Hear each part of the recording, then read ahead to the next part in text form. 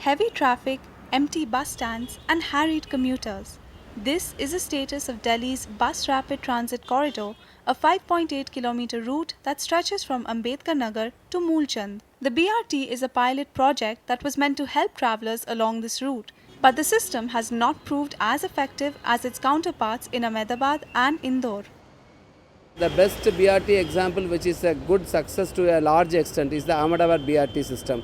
So the major success we are seeing in Ahmedabad BRT system is mainly because it's a closed BRT.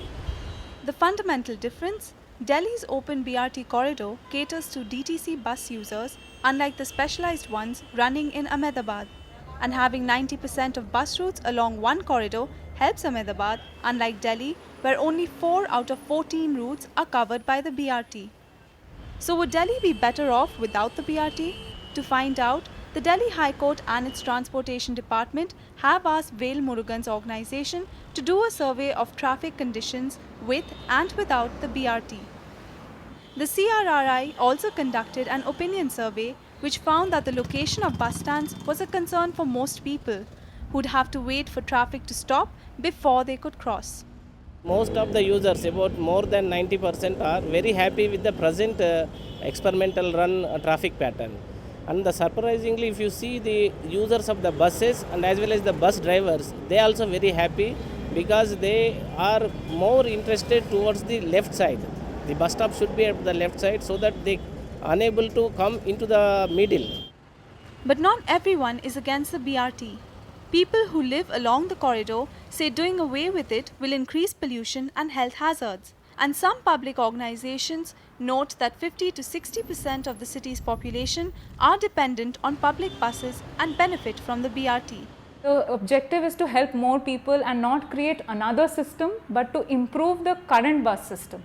So what happens is, if you give a dedicated lane for our DTC buses, then the bus that's picking you up from your home, you don't have to change a bus. The same bus, when it gets on a wider road, like a 40-meter, 30-meter road, where a BRT system is there, a dedicated lane is there, it's moving faster. So, your journey time on your home wala bus is going up, so you get more benefit. But there are those who feel the BRT has led to bikes, private cars and VIP vehicles misusing the lanes and thus increasing the number of accidents. Some commuters feel that the BRT has in fact increased congestion in the area instead of reducing it.